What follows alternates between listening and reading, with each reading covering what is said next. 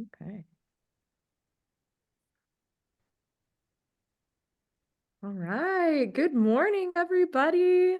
We're just giving it a couple more seconds while some students trickle in, but thank you for being very on time. You guys are awesome. But it's such a pleasure to be hosting this morning, our little International Student Office Hour. All right. Oh, great. Lots of students coming in. Great. We'll just give it another minute or so.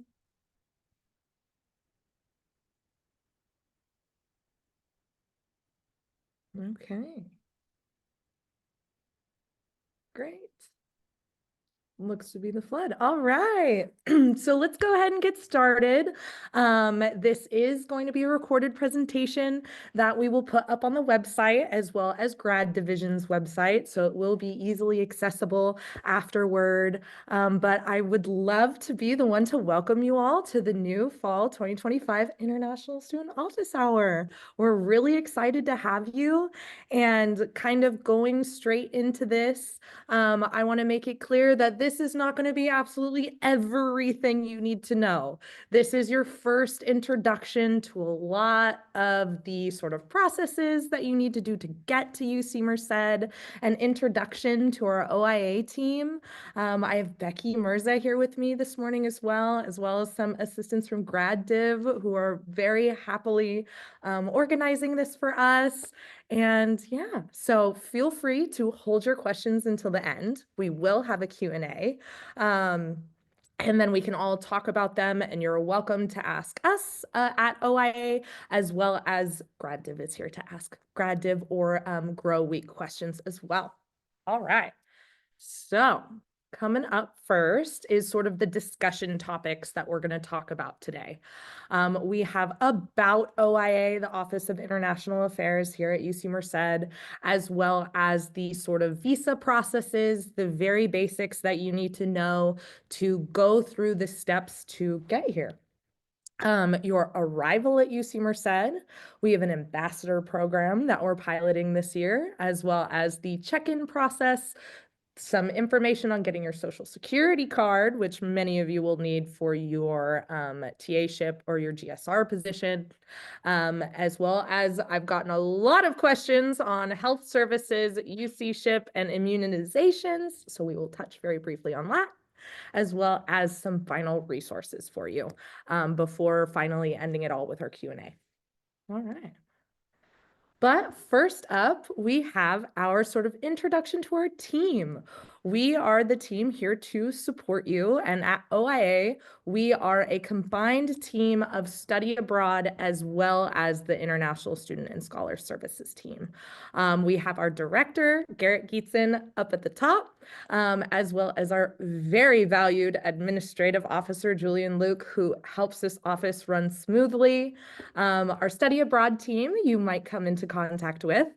We have Craig, who's the assistant director, as well as Cecilia and Jennifer. And then for our ISS side of the team, we have our assistant director, Becky Mirza, associate director, I believe is her full title. And she is the flagship leading our ISS side. She's also in charge of more of the visa types like H and O and TN. We have Rico Johnson, who is the International Scholar Visa Specialist, who is in charge of J1 and J2 scholars. And then you have me, your International Student Visa Specialist. If you have emailed anybody, you have probably been in contact with me so far. I handle F1, F2, and J1 and J2 students. And it is a very big pleasure to be helping you this year. And I want to let you guys know off the bat that I am here to help you. It's a very stressful process getting here and, adjusting to student life here. And me, as well as this whole team, we are here to help you, and we're here to support you in any way that we can. So please feel free to ask questions at the end. And if you're feeling shy, email me after. I would love to chat with you. All right, but that's an overview of our team. So going into the visa process, if we have not talked already, you need to request your Form I-20 from me. This is going to be your entry document into the US. It's your bread and butter. It's exactly what you need. It will have all of your information on it, and typically it will be an initial status. We won't change it over to active until you get here officially. But if you have not emailed me yet requesting for your I-20, I need a few things, which involves the request form that you can find online on our website for your I-20, which is general information that I need from you, as well as a copy of your passport, as well as evidence of financial support. A very common question is sort of what level of financial support do you need to provide? GSR support letter, if you have it, or bank statements. And on that request Form I-20 form, it'll show you how much that I need in order to process your I-20 and get it to you. So once I get you your I-20, I will also provide you with a few additional resources specifically about your next steps, as well as sort of what you need to do to get that visa. Some of you here might be a transfer student, and so you might already be here. You might already have your visa. So, but it never hurts to hear it again. So after you get your Form I-20, you have to pay your SEVIS I-901 fee. This is a mandatory thing that you need to do, and it needs to be done before we set you to active status. So, and it needs to be done, oh gosh, Becky would know exactly. It needs to be done before your visa interview, I think 72 hours before. So make sure you get it done. All right. And then after that, you have to complete your DS-160, which is your visa application form. And you can see a little highlights of different aspects. This is what your I-20 will look like, as well as what that DS-160 visa application will look like. That also, if you have any questions on how to fill it out, it's pretty self-explanatory. However, it can be a stressful process. I am more than happy to help answer any questions you have, sort of to help clarify maybe some language that's a little like, what does this mean? And after that, you schedule your visa appointment. Visa appointments can be very stressful to students, but my biggest piece of advice is going confident, be honest to the best of your degree, because you can get really nervous and not know what to say, but they just want to make sure that you are coming on, if it's an F1 status, to study in the US. But go in with confidence, and they want to know about you and know about why you want to come and study at UC Merced, and breathe. My biggest #1 piece of advice. All right. Going forward, and any questions in the chat, we will address after. So your initial arrival to UC Merced. So let me pull that. Okay. If you start your visa application process, and once you obtain your visa, please let us know. We are keeping track of it, what sort of stage you're in as well. So if you've been approved, send me a quick email. I would love to know. I want to keep track. I want to make sure you guys are on your way to being here. As well as your next steps are going to be to book your flight and secure your housing. A great thing to note when booking your flight is you can arrive in the United States up to 30 days before the start form on your I-20. That's a little bit different if you're a transfer, again, because you're already here, but that's very important if you are not here yet to recognize that you have 30 days from that program start date. After that, once you're here, and again, you will see emails from me and Becky about getting you checked in. Checked in, if you're not sure, it's about changing your SEVIS status to active. And we can only do that once you are here. Once you are already in the US, so it's not anything you have to worry about now. And we will give you more information on the steps that you need to do that once you've already arrived and once we are at the step to check you in. Great thing to know if you still don't know what day you're coming in or whatnot. Um, your graduate research orientation week, you have to arrive by the 15th to start your hiring intake. So please plan to be here for that because that's very important. As well as we have, we are coming together as an office to really try and help students get into UC Merced from wherever you guys are coming in from San Francisco International Airport. So we currently have an airport pickup on August 13th. So it would be best for you to plan your travel accordingly. However, if that is completely impossible, please email me. I'm not making any promises that we can do anything sort of outside that, but if I hear enough students, I will bring it to the table and see if there's something we can do to help you there because we want to help you the best that we can. That being said, sort of branching into that, we have an ambassador program this year. You might not have heard about it yet, so this might be your first introduction to it, but we are working on a program where we are matching current graduate students here at UC Merced with you guys as a international student point of contact. Me and Becky are, we're here to help you with all of your visa stuff and all of that. But there's also things about just being a student at UC Merced that maybe we can't relate to, about being an international student and that cultural adjustment to American culture. And so you will get emails about this later, but we're planning on, matching you with a current graduate student, whether it's from your home country or in your grad div lab, and having that point of contact for very like student-centered things to help with on campus. Just greeting you at orientation, helping you navigate how to get a CAT card. A CAT card is very important. You use it for a lot more things than I would have thought. And so really helping you get acquainted to the international student community here on campus. So keep a lookout for an email from me regarding that. All right, up next. Okay, touching on that check-in process again. This is following your arrival into the United States. We will have a new student check-in form for you to fill out.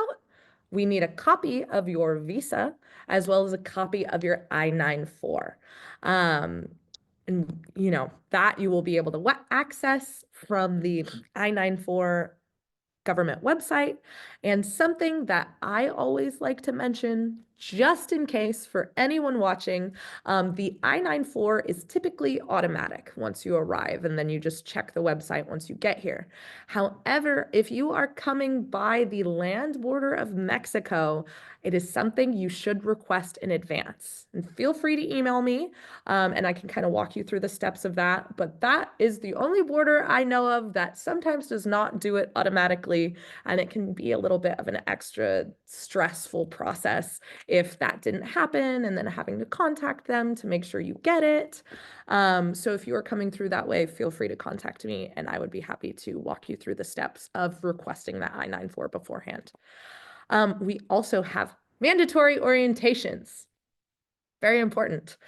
We have the Graduates Research Orientation Grow Week, starts August 14th, to be here August 14th, as well as our OIA, Office of International Affairs Orientation, which will take everything that we are talking about today in so much more depth, as well as giving you guys so much more.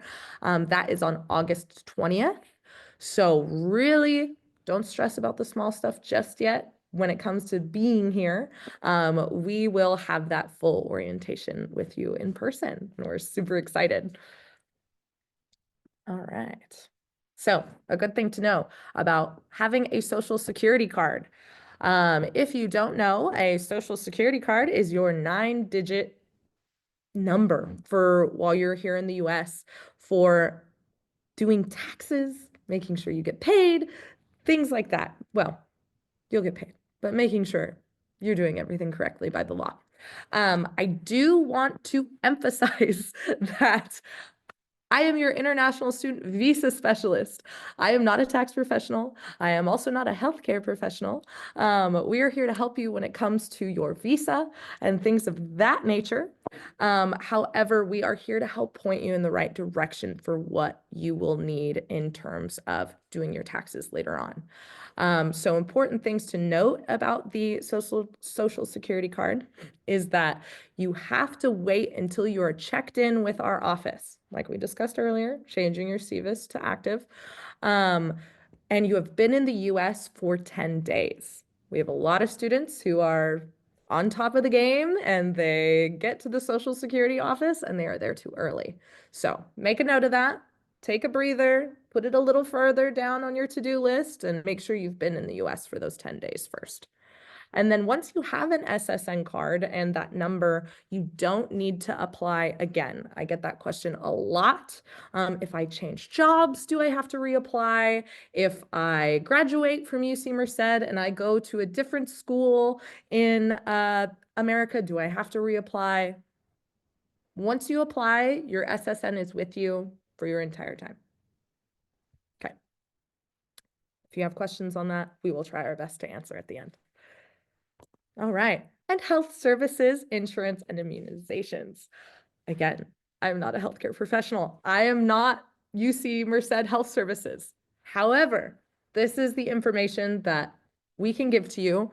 And if you have additional questions, I'm happy to help you find those resources to get the answers that you need. A very important thing to note is your UC SHIP health insurance starts on August 15th, and it's only after you register in your courses for fall 2025.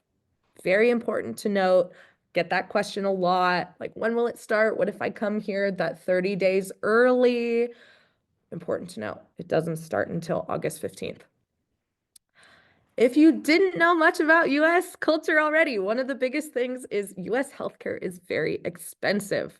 So if you get here before your UC SHIP health insurance starts, perhaps consider travel insurance to cover you early before your arrival, just in case. It's something we would recommend.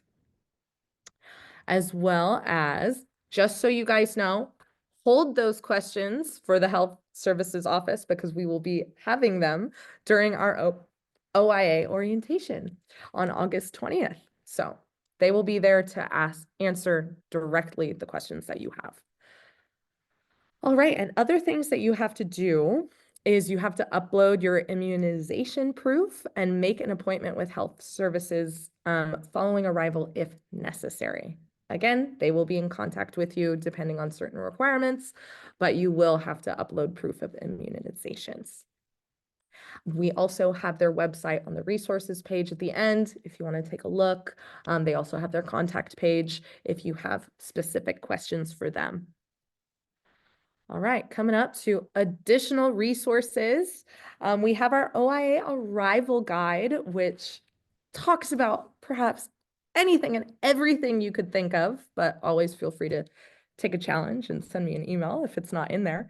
But some of you might have this already because I send it to you when I give you your I-20. But if you haven't seen it yet, definitely take a look at it if you have questions and you're trying to prepare. Really great resource. For everything grad div and everything coming up with Grow, we have the graduate division website, the Grow page. Please take a look at that. They have really great resources as well and really great information for you coming in. We have some resources on transportation, as well as that health services link and more information about what immunizations you will need. All right. So before we start our Q&A, some final resources here. If you have any emails to send at all, please feel free to send it to the iss@ucmerced.edu inbox. I get that, Becky gets that, Rico gets that.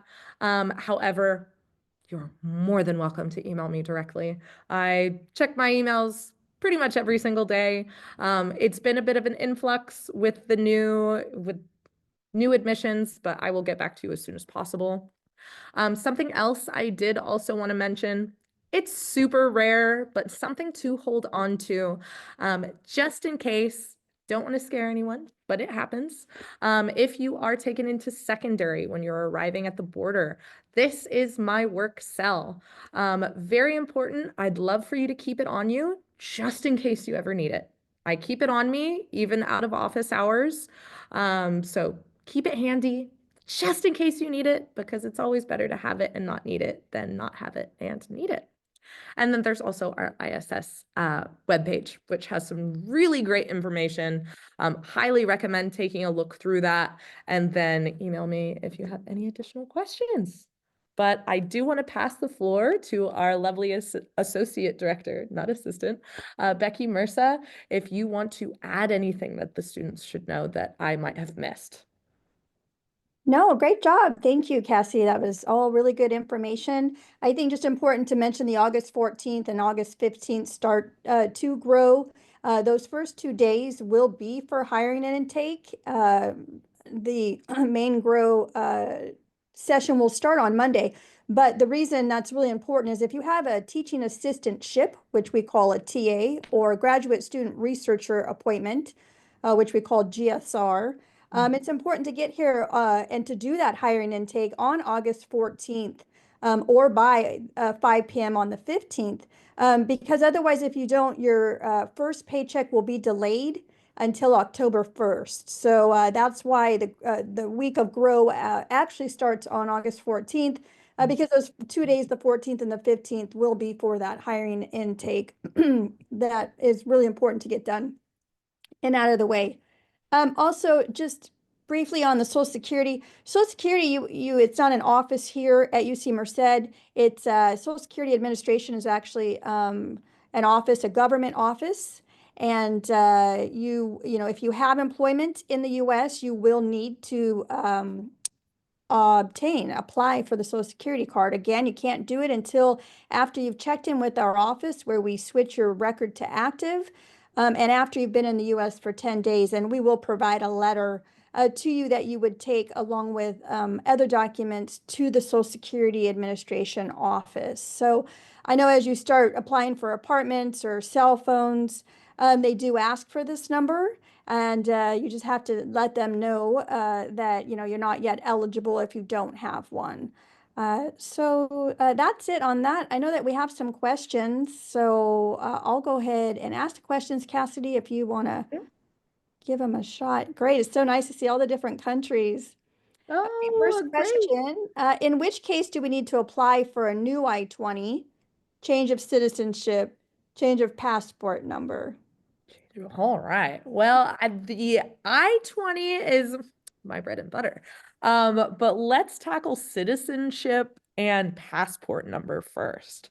Passport number is whenever your passport expires, and a very common question that I have actually had some very stressed out students come to me with, where they're like, what if my passport expires, but it has my active visa in it? Like what do I do?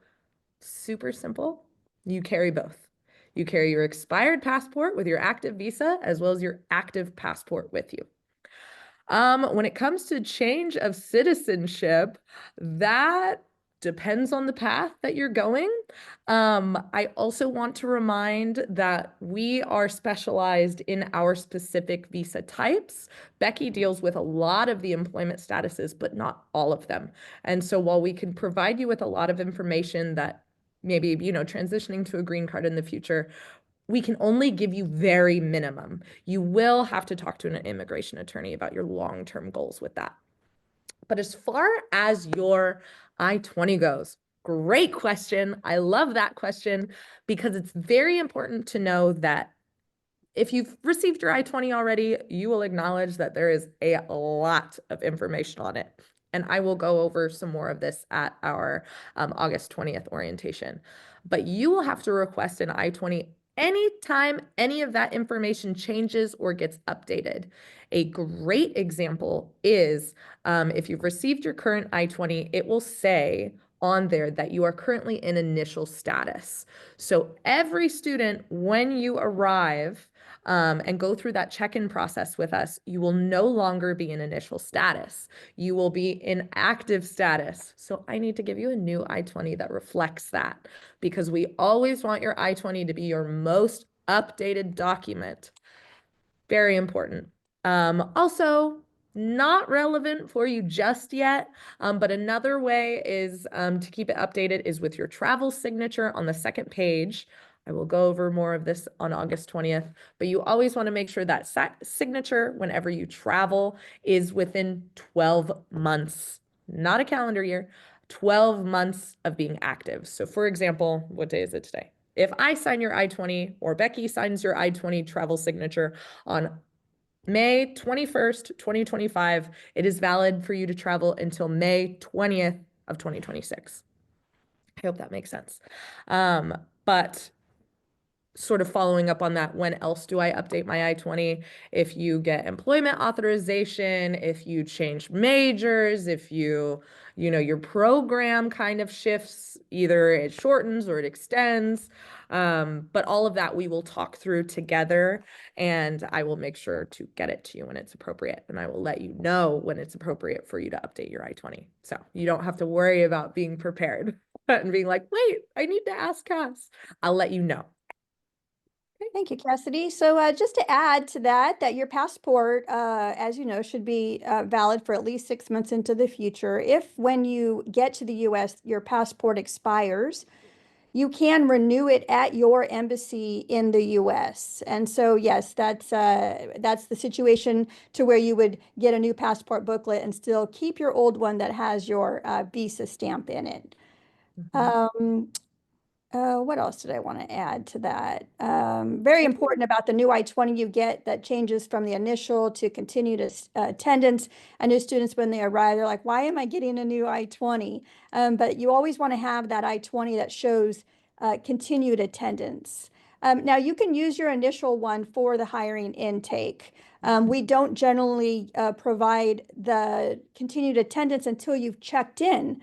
And you can check in by email once you arrived in the US. So let's say you check in on the weekend of August 10th and you provide us the documents. We will then make you active and provide you the new continued attendance I-20 at that time. And then you can use that for your hiring intake appointment that you will go to complete your I-9 to get you. This is for those that have a TA or a GSR appointment. Great. And just the final thing to note, because again, it's a question and it's a pretty distinct difference to know. You are welcome to renew your passport in America at your consulate. However, if down the line, when you renew your visa, you do have to do that in your home country or outside the US, rather, not your home country, outside the US. Okay, next question. Will the office help us in verifying legitimacy of housing contracts? Ooh, We don't get great. we don't get too involved in that, unfortunately, due to liability. But of course, we can answer any questions you may have on that contract. But again, we have to be really, really careful of that because that's, we specialize in visas. We don't specialize in housing contracts, but we have a lot of experience signing our own housing contracts. So we can give you some limited experience when it comes to that. Yeah, I think that's an excellent point where it's like, maybe you're coming from a country where that does not look like a housing contract to me. We are more than welcome to sort of from personal experience be like, yes, this are the things that you should look out for. However, as Becky said, that is not our expertise. So we will not be able to advise you in clear cuts, but we're more than welcome to answer questions about personal experience. And our arrival guide has some information on that. It's very typical that where you may want to move has a 12-month lease. And that's very common. And you do want to read through all of the parts of that lease.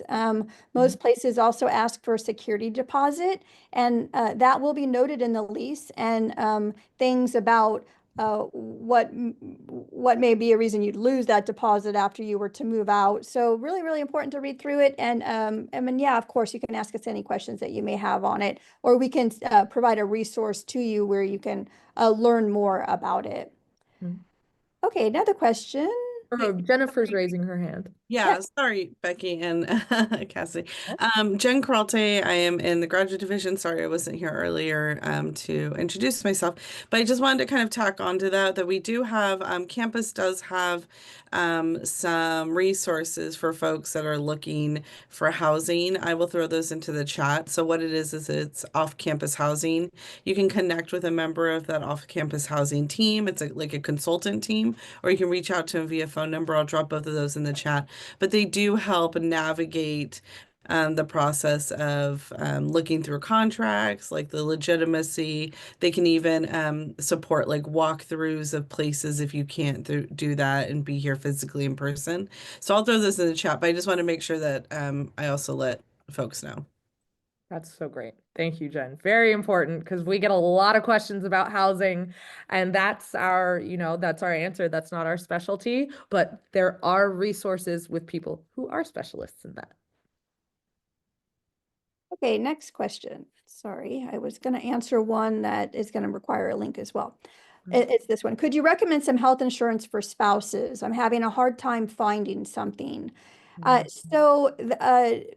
UC SHIP does have information on how you can add your F2. I do find that it's rather expensive. We have a website on our web pages that for our J scholars that provides other possibilities for that. So I will send that in the link. Those other possibilities may also be an opportunity for any students that arrive early before the August 15th insurance starts to look into that as well. So I will add that link. Mhm.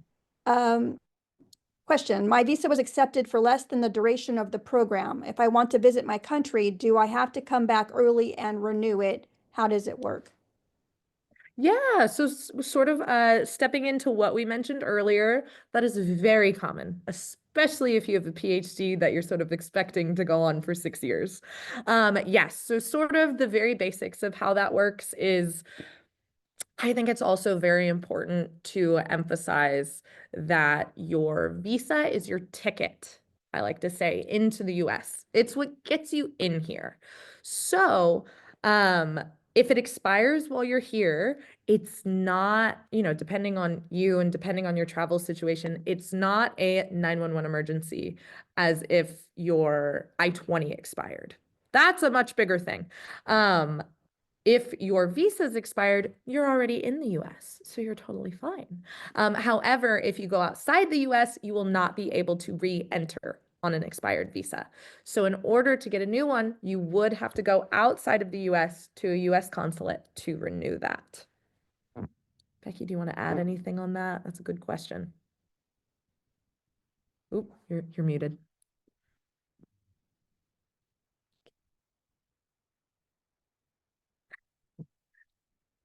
You're muted, Becky.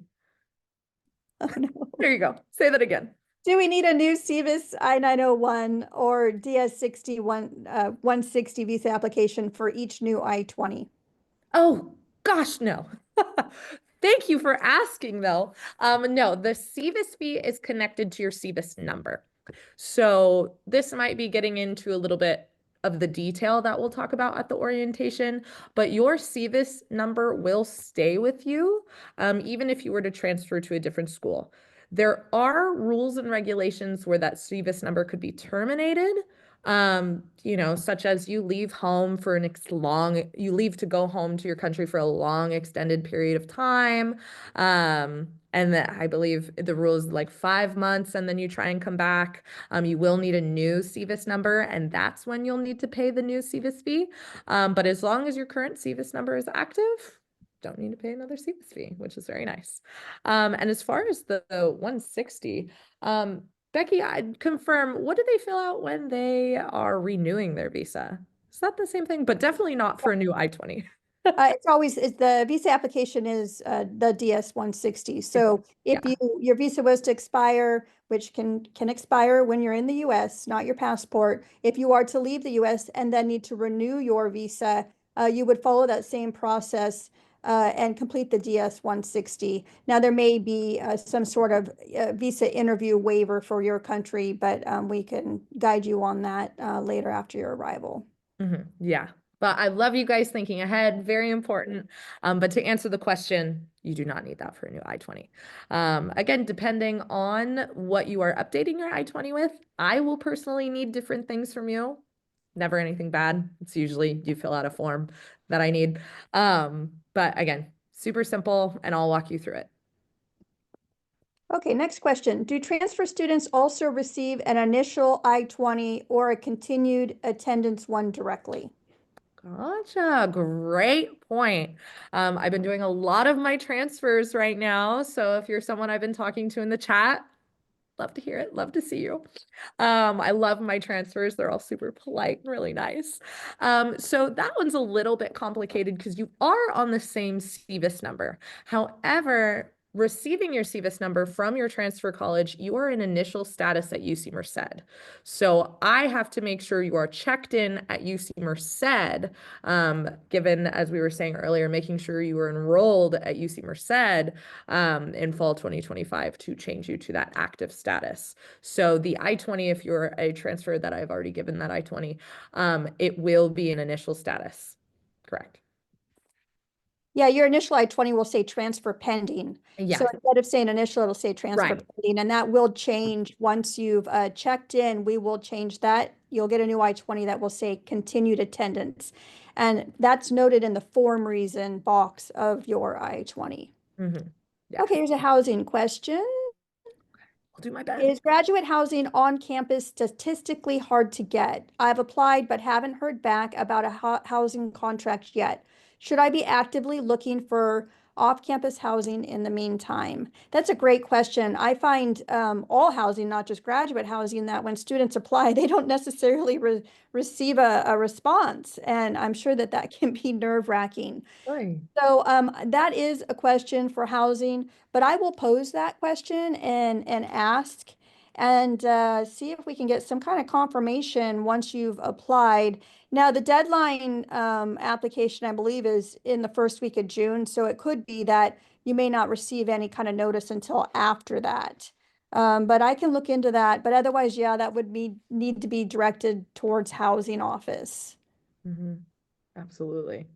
Grad Div, do you guys have any experience in that area that you'd want to share? Yeah, I was gonna say I can take this one. We do have a list of folks that applied for on-campus housing. It's already closed for our graduate students. So just as an FYI, it is very limited spaces. It's based on first come, first serve. And there are students that may have accessibility needs or whatever that may be that get like a priority for folks. With that said, I do have a list, so I can check and then message you to make sure that we received your application. But what happens is they'll look at the students that have accessibility needs, they'll get a priority. And then we go down the list and we'll give it to graduate students that are incoming and international. So those are the first folks, like the secondary round of folks that get that space. And then after that, it's incoming domestic graduate students, and then we open it up to continuing graduate students. So we do have that list. It has been closed. I feel like they're still taking applications, but we're actually reviewing the list and we'll go through it. But other than that, it is difficult. So I would continue to look at my secondary options because there's no guarantee, because really it is just like 25 spaces on campus that are dedicated to graduate students.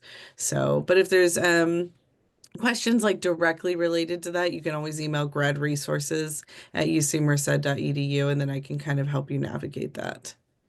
But I'll go through and just to make sure that we did receive your application, I'll look to see who asked that question. So, okay. Thank you, Jen. That's really great information. We appreciate having you here as a resource. Okay, next question. Do I need to submit the statement of legal residence form, which is shown in my UC net account to do list as unsatisfied? And yes, you do, but you're not eligible for California residence while on an F1 visa, but you do need to fill that out so that is confirmed. Jen may be able to add to that. But I know a lot of students, especially later in their degree programs, receive emails from faculty, or I'm not sure who, telling you to change your residency if you can and refill out this SLR, as we call it.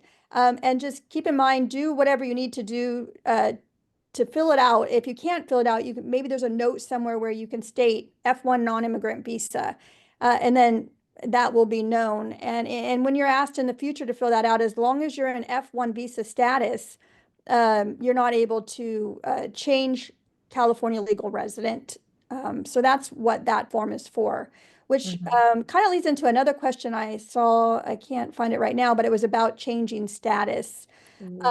Sometimes students that are F1s later in their degree, during their degree, they change to another status that maybe you would be eligible. And that's why it's really important that that statement of legal residence is completed. Because let's say, for example, you get a green card, um, which is rather rare as an F1 visa student, but it happens. Then you would need to go into that statement of legal residence form and provide proof of that change, because a green card would then make you eligible for California residency. Next, what is the best way to reach UC Merced from San Francisco?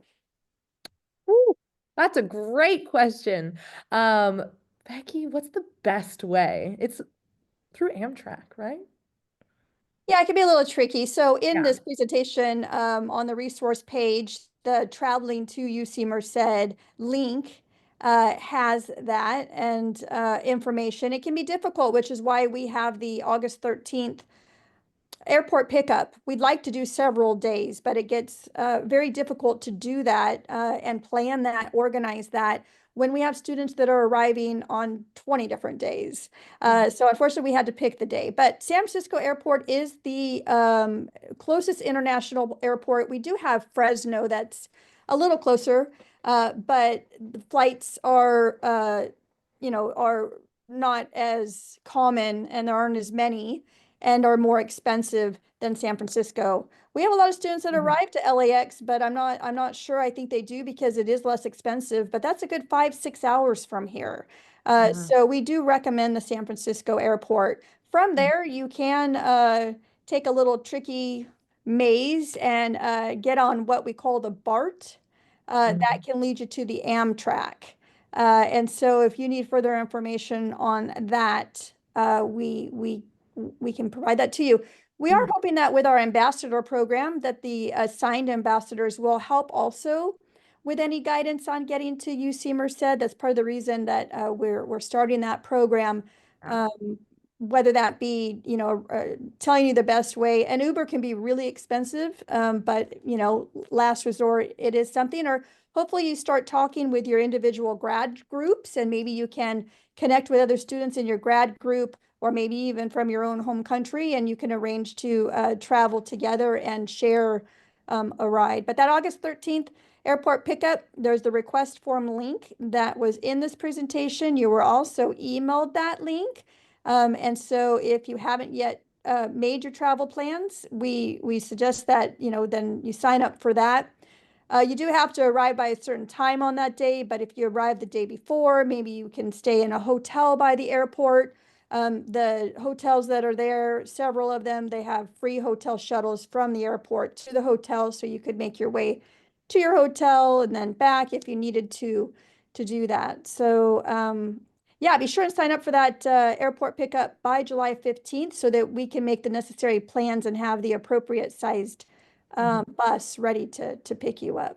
Yeah. And I know some of you are very on top of it. And if some of you have already purchased your tickets, honestly, I would also recommend, depending on what stresses you out less, perhaps changing your airport flight to sort of match with that pickup, because I have heard from international students that it can be pretty stressful as soon as you get here to figure out how to get to UC Merced. So we're really hoping to help make it a little bit easier on you guys with that August 13th pickup. And if that's a really big priority to you, maybe check in to see if it's possible to change that flight to sort of match with that August 13th day. But yeah, Okay. that's based on you. A lot of questions. Let's see here. Oh, it's one that on the change of status. Do we get to change our visa type after we graduate and get a full-time job? And if yes, how does that work?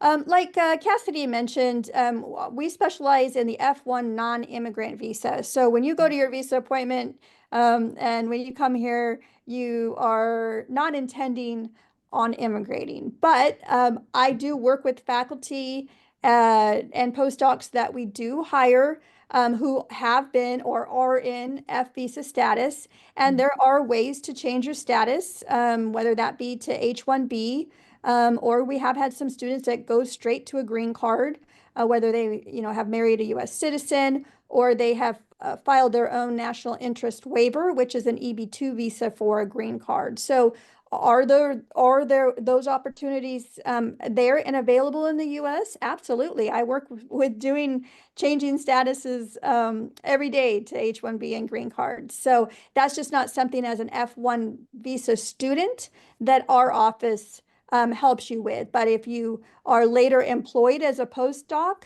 or a lecturer or a faculty member, assistant professor, then yeah, that is something that we support and aid you with. But as an F1 visa student, any kind of change of status is something you would inform us about, maybe right before you do it, just to ensure that you're not going to end your status improperly. Yeah, so let's see. Next question. If I have been on an exchange semester previously in the US on a J visa, Mhm. do I use the same CVIS number? Your answers are very appreciated. Oh, that's so sweet. Oh, I love that. More than likely not, because like I sort of mentioned earlier, it's within that 5 month. If you are outside the US for longer than 5 months, your CVIS number is terminated. Um, Picking anything, I'm Yeah, racking my also, brain for that one. so a Oh, J visa would be a different program. So yeah, most of our international students are on F visas. yeah. So a J visa, the program you were on previously would be a different CVIS number for sure. And also you would have to pay a new I-901 fee. So nope, it would be a different CVIS number in that situation because you can't transfer that previous DS 2019. Right. Would Such get a them good by 20. question though. And thank you, Becky, Yeah. for sharing your answer because that tripped me up. I was like, no, I don't think so. Um, Oh, like, right. Shimi, I love this. May I use this platform to create a WhatsApp group for the incoming students? Yes, 100%. Please feel free. I love that. I think, really big part, and another reason why me and Becky really are trying to push this new ambassador program is to help you guys create community. That's, I know, can be really overwhelming. I've lived abroad, I've worked abroad, and nothing is more important than having other people in your situation that you can rely on. Like me and Becky said, like we are Americans in America right now, and really connecting with other international students to go through and relate to each other in that way is so crucial. And I think it's really important, and I would love if you did that. Okay, Jen, do you see if I missed any other questions in there, or does anyone have any questions they'd like to ask loud? Yeah, out loud. I'm not scary. I will not bite. I'm here to answer your We have questions. about 10 more minutes, so feel free to unmute yourself and ask questions. Jess, I maybe going off of this WhatsApp group, do you think um it Yeah, makes sense for somebody to what's your best route for this? That way we can get the information out and people can join. yeah. So Lakshmi, thank you for creating a chat. I think in the past, what we've done centrally is Graduate Division has created a group, and then via email, we send it to everyone, only because there's so many of you and we want to make sure we have the right information. So probably, I would say give us maybe another couple weeks. I know we have some processes that we've been talking about internally for international students. So maybe today's what, May 21st? Maybe give us to the end of the month and we can follow up via email. And either we will create that group, or I also know our GSA has a WhatsApp group as well. So if you guys want to internally create your own, that's totally cool too. But I think that we're going to work on having an official, an official one that we can send. That way, everyone who didn't make it today has that same information. So sit tight, give us another couple weeks, and I think we'll follow up with you. But thank you for the question. That's a great question. Okay, see another question. When do we get to choose the location of our visa interview? I know we started the presentation with the visa process.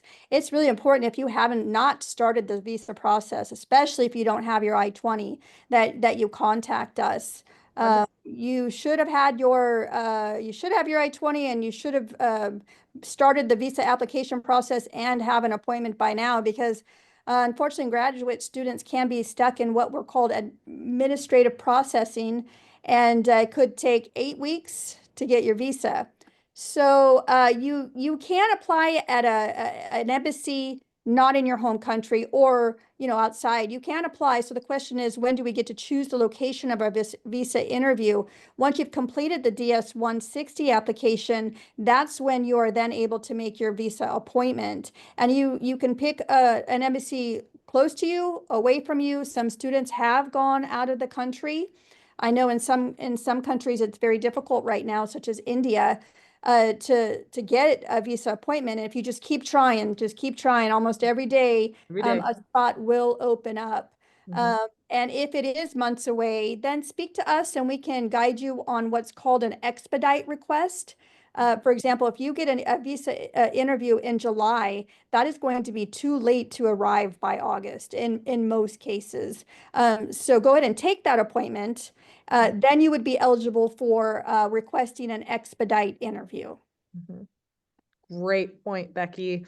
Yeah, if you have not requested an I-20 yet, I would love it. I'm trying to get them out as fast as possible. Also something to really note for anyone here, if that is true, me and Becky are out for a international education conference next week, and processing will be on hold. So if you have not requested your I-20, I highly recommend doing it this week.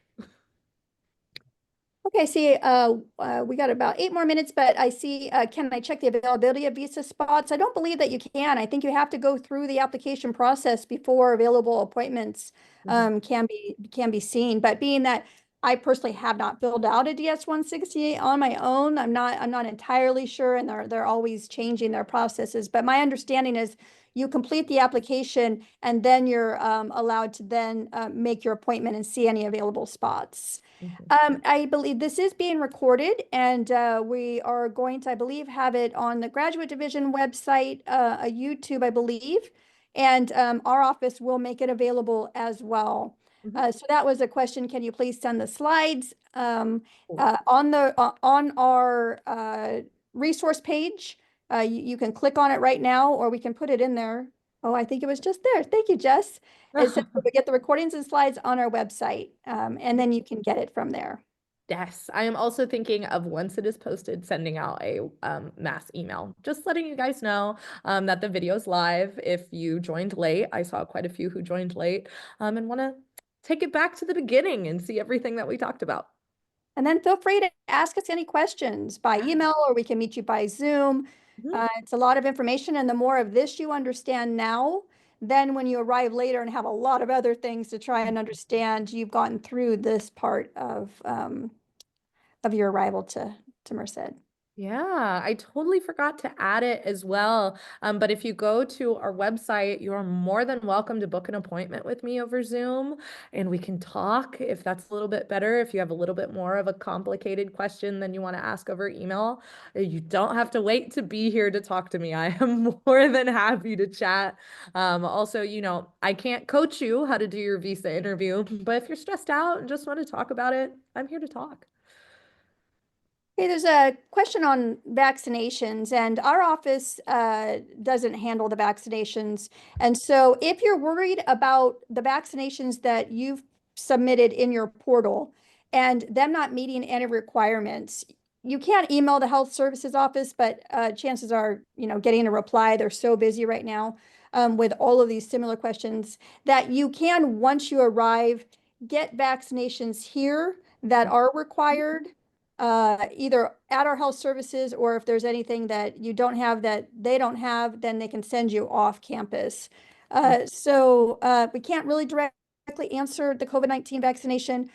You can go to the immunizations link that's on this resource page. But again, try not to be too concerned about it, and you'll make an appointment once you arrive, and you can handle all of that. So if you submit immunization records in another language, or in a different form that maybe our health services can't necessarily read, that may be a good reason to just make an appointment and meet with them after you arrive. But again, they will be at our orientation on August 20th also. So you can pose that question to them at that time. Yes, and our health services team, they are so amazing who we have coming to the orientation. So please do not be afraid to hold on to those questions, and they will be there to help you and know exactly what you need to do. And you won't be waiting for my sort of in between while I wait for the answer from them and all that. So you can ask them directly. Okay, we have a few more minutes for a few more questions. We'll give it like 2 more minutes. Hi, I'm a transfer student and I'm in my OPT period. I wanted to ask when my OPT will end. Is it when I request a new I-20 or when my transfer in form is processed? Such a great question. I wonder if you're who I'm thinking of. If not, I've had this with transfer students already. And something very important to note for transfer students to talk with me, who's going to be your new official DSO, as well as your current DSO, because your OPT will automatically terminate on the day that your DSO sets your transfer, your CVIS transfer number date. So for example, if it's, I had a lot of students transfer on May 25th. If it's set for May 25th, your OPT will terminate on May 25th. Doesn't matter if I have processed your I-20 yet. It's finished. It's done. You are no longer eligible to work. I also have a few students that would like to continue their OPT into the summer and aren't finishing until about July. That is also totally fine, but you cannot rather, I cannot issue you your UC Merced I-20 until that CVIS transfer date. So something to keep in mind. It's all about timing.